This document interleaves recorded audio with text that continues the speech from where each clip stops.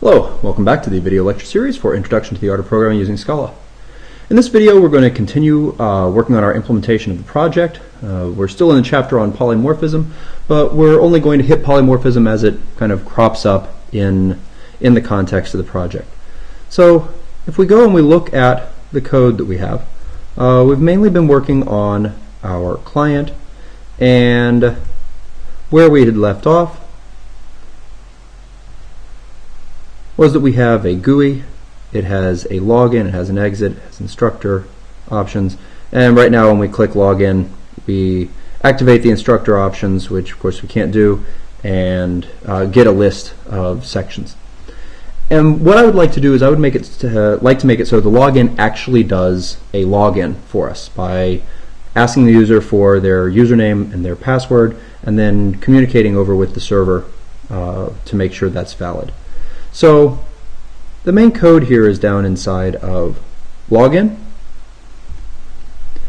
And first thing I want to do is ask for username and password. Validate username and password. And then if they're validated, then we can do this and other stuff here. And whatever else needs to happen at that point after they're logged in.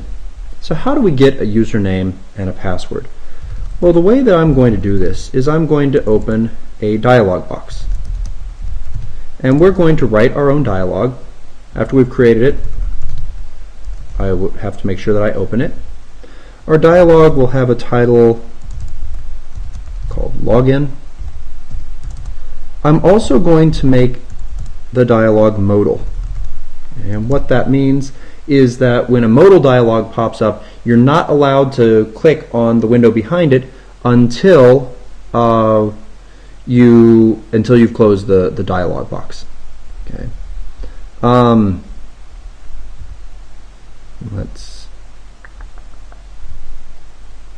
We're outside of frame here.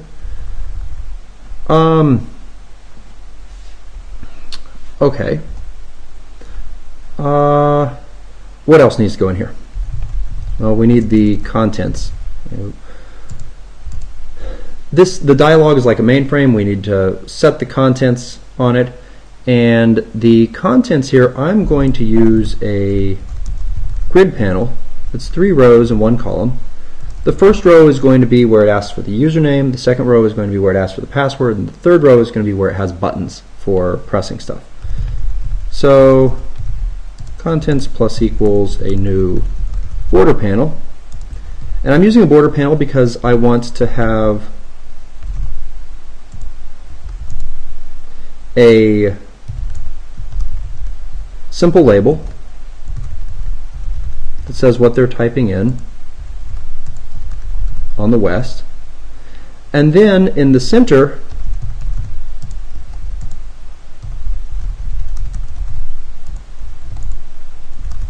I want to put in a field that they will enter their information into.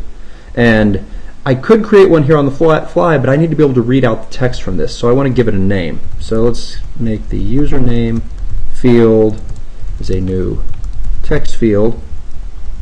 I'm going to copy and paste that because in addition to the username field, I need a password field, which instead of using a simple text field, I'm going to use a password field. And so the second thing that I add into our dialog box is another border panel,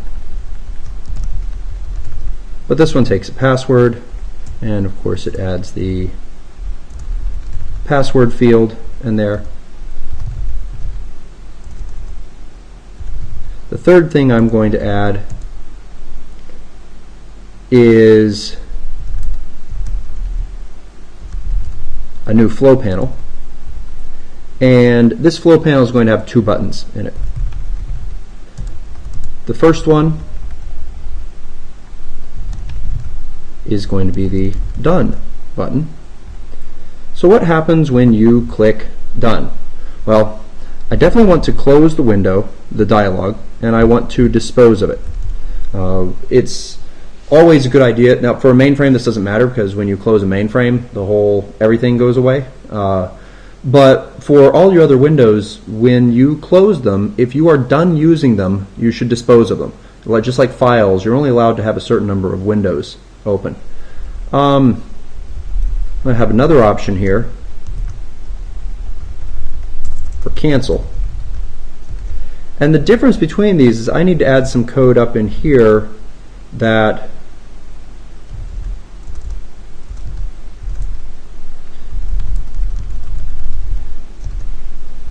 figures out what they've typed into the fields. And it needs to take those things and somehow get them down to here so that we can do our validation. So this is going to look, at least to start off with, something like if server main dot validate, how about I just do valid user, username, password. Well, then I would do these things. Okay. My server main currently doesn't have a valid user. I can easily enter that function.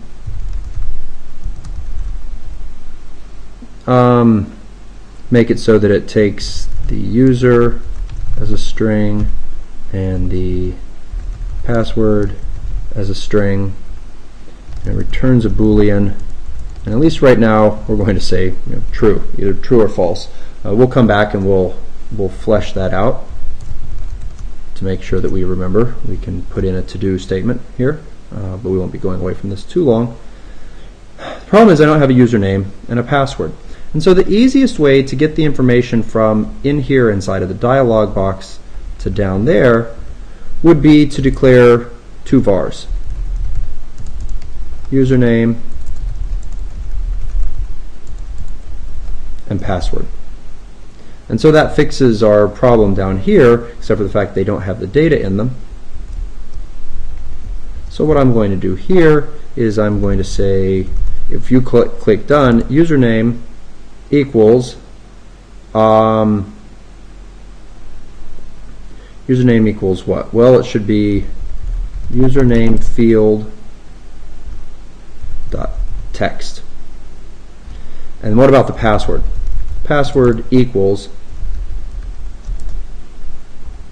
now it's tempting to say it's password field dot text. Turns out if you actually try doing this, this won't work. This is blank. This is not how the password gives you back things. Instead, there's a password which gives you back an array of characters, and so we can call mkstring on that and stick it all together just to make sure this is working.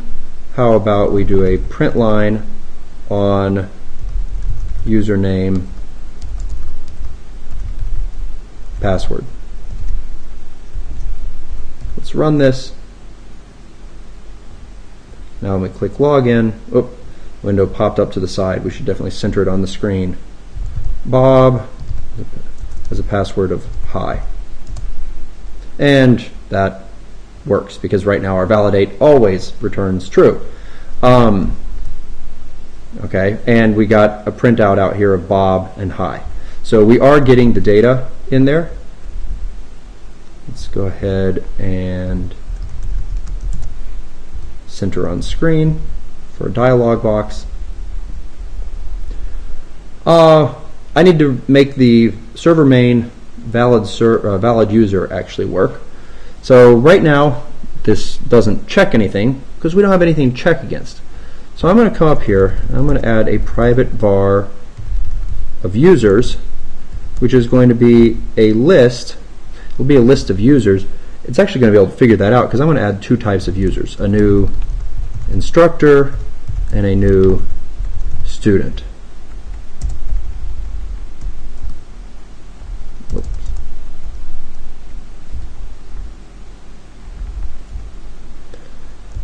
And these need to take some arguments. So for example, the student takes the username, the full name, the password, and the ID, and then passes them through to user. Turns out instructor takes the same thing. So for our instructor, we'll go with a username of M. Lewis, a full name of Mark Lewis, a password of superuser, and an ID of 001. For our student, we will go with JDoe, with the name JDoe. We'll give them the password of password.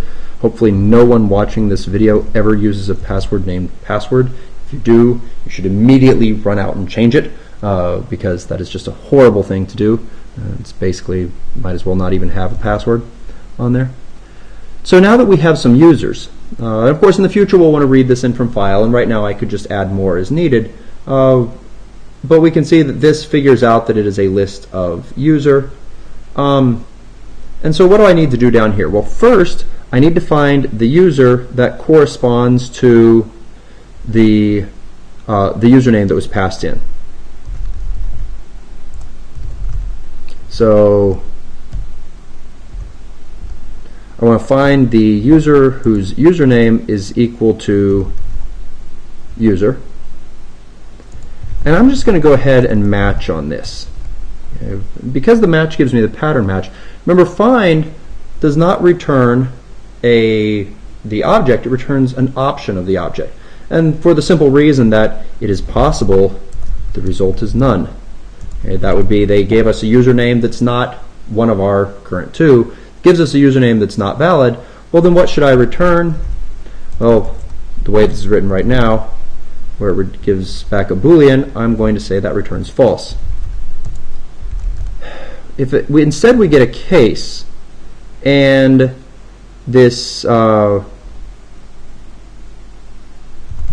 case, I'll say that it's on some. Actually, no, this, let's go ahead and I want to refactor. Let's see if we can do this real quick. I don't like the name user there. I'd much rather have the name there. That way I can call this user. So if we get back some user, then what's the result? Well, at that point the result is one of two things. It is either well, it depends on whether their password matches. Unfortunately, we have a check password method in the user that we can call. So if they actually typed in a username that matches one of our users, that will come down to here, and it will tell us whether or not that password matches, and there's validate user. So we can come back over here to our client main, and we can run this now. File M. Lewis. First, let's just do something that doesn't work. Hi.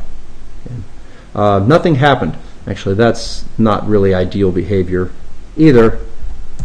Else dialog dot show message on null of the message